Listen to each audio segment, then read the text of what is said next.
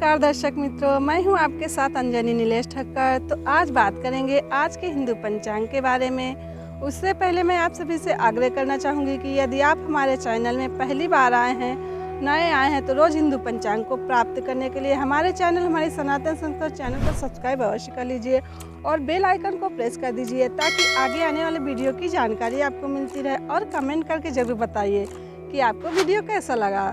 तो अब देख लेते हैं आज का हिंदू पंचांग, जिसमें होंगी महत्वपूर्ण जानकारी। आज का हिंदू पंचांग दिनांक 17 जनवरी 2022, दिन सोमवार, विक्रम संवत 2078, शक संवत 1943, अयन उत्तरायण, ऋतु शिशिर, मास पौष, पक्ष शुक्ल, तिथि पूर्णिमा 18 जनवरी प्रातः 5:17 तक, तत्पश्चात प्रतिपदा, नक्षत्र पुनर्वसु 18 जनवरी प्रातः 4:37 तक, तत्पश्चात पुष्य, योग वैधृति शाम 3:53 तक, तत्पश्चात विषकंभ, राहु काल सुबह 8:41 से सुबह 10:04 तक, सूर्योदय 7:19, सूर्यास्त 18:17, दिशा सूर्य पूर्व दिशा में, व्रत पर्व विवरण, व्रत पूर्णिमा, पौषी पूर्णिमा, माघ स्नान आरंभ।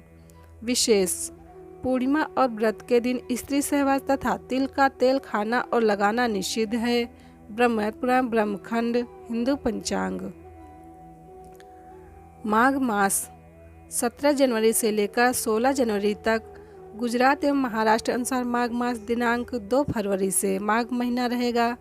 माघ स्नान से बढ़कर पवित्र पाप नाशक दूसरा कोई व्रत नहीं है।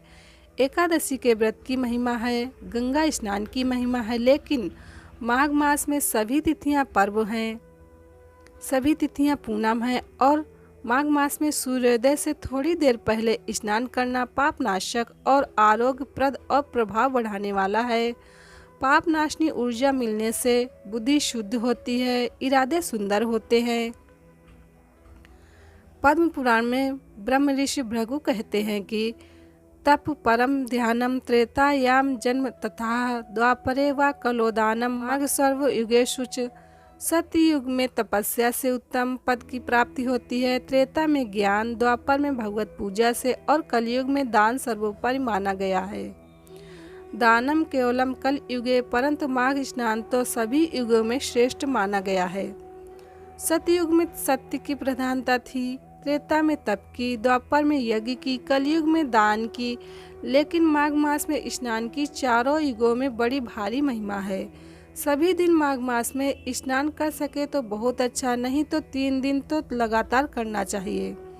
बीच में तो करें, लेकिन आखिरी 3 दिन तो जरूर करना चाहिए। माघ मास का इतना प्रभाव है कि सभी जल गंगा जल के तीर्थ पर्व के समान है।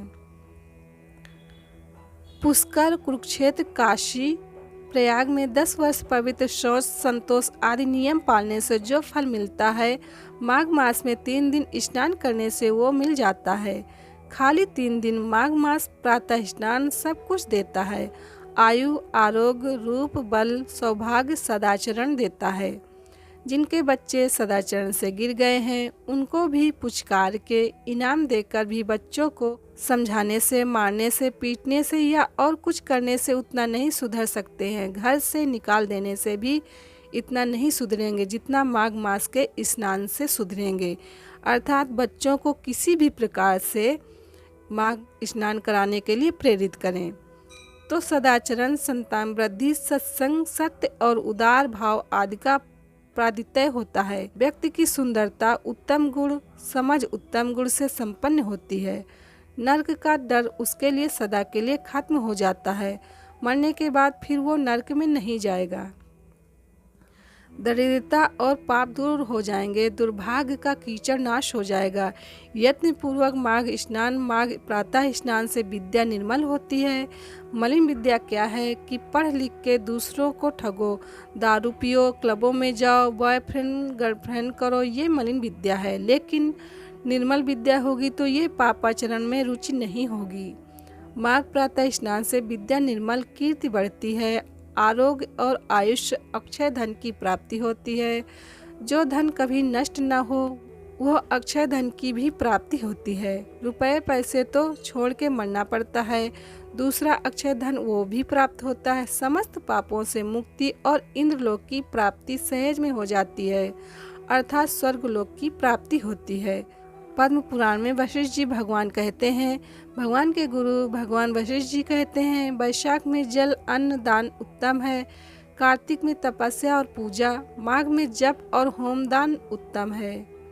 प्रिय वस्तु अर्थात रुचिकर वस्तु का त्याग करने से व्यक्ति वासनाओं की गुलामी के जंजाल को काटने का बल ले आता है। नियम पालन पवित्र नियम पालने से अधर्म की जड़ें कटती हैं। जो लोग तत्व ज्ञान सुनते हैं लेकिन अधर्म करते रहते हैं तो तत्व ज्ञान में रुचि नहीं होती, तत्व ज्ञान उनको पचता नहीं है। मूर्ख हृदय न चेत्य, यद्यपि गुरु मिले बिरंचिसम, ब्रह्मा जी जैसा गुरु मिले लेकिन जिसको अधर्म में रुचि है वो फिर फिसल जाता है। मैं मिलियनर बिलियनर ट्रिलियनर बनूं लेकिन वो सुसाइड करके मर गए। कई मिलियनर कई ट्रिलियनर बड़े बड़े तो बड़े धनाढ्य थे और उनकी बड़ी बड़ी दुर्गति हुई। जो जिस वस्तु में आसक्ति है उस वस्तु को बलपूर्वक त्याग दे तो अधर्म की जड़ें कटती हैं। सकाम भावना से माघ महीने का स्नान करने वाले को मनोवांछित फल प्राप्त होता है, लेकिन निष्काम भाव से कुछ नहीं चाहिए। खाली भगवत प्रसन्नता भगवत प्राप्ति के लिए माघ का स्नान करता है तो उसको भगवत प्राप्ति में भी बहुत बहुत आसानी होती है। सामर्थ्य के अनुसार प्रतिदिन हवन और एक बार भोजन करें। माघ मास में 3-3 बार खाना, ये आध्यात्मिक जगत में और बच्चों के लिए 3-3 बार भोजन बुद्धि मोटी बना देगा। माघ मास में जरा नाश्ते से बच जाओ, 2 टाइम भोजन करो। लिखा तो 1 टाइम है लेकिन फिर भी 2 टाइम कर सकते हैं। माघ मास में पति पत्नी के संपर्क से दूर रहने वाला व्यक्ति दीर्घ आयु वाला रहता है और संपर्क करने वाले की आयुष्य नाश होती है। भूमि पे शयन नहीं तो गद्दा हटाकर सादे बिस्तर पर, पलंग पर और समर्थ जितना हो, धन में विद्या में जितना भी कमजोर हो असमर्थ हो उतना ही उसको बलपूर्वक माघ स्नान कर लेना चाहिए तो धन में बल में विद्या में बढ़ेगा। माघ मास का स्नान असमर्थ को सामर्थ्य देता है, निर्धन को धन देता है, बीमार को आरोग्य देता है, पापी को पूर्ण, निर्बल को बल देता है। माघ मास में तिल उपटन स्नान मिक्सी में पिस जाते हैं, थोड़ा पानी में घोल बनाकर शरीर को मलकर फिर तिल और जौ वो पूर्ण स्नान है। उपटन स्नान तर्पण हवन और दान और भोजन में भी थोड़ा तिल हो जाए वो कष्ट निवारक है। पूज्य बापू जी। हिंदू पंचांग संपादक अंजनी नीलेश ठक्कर।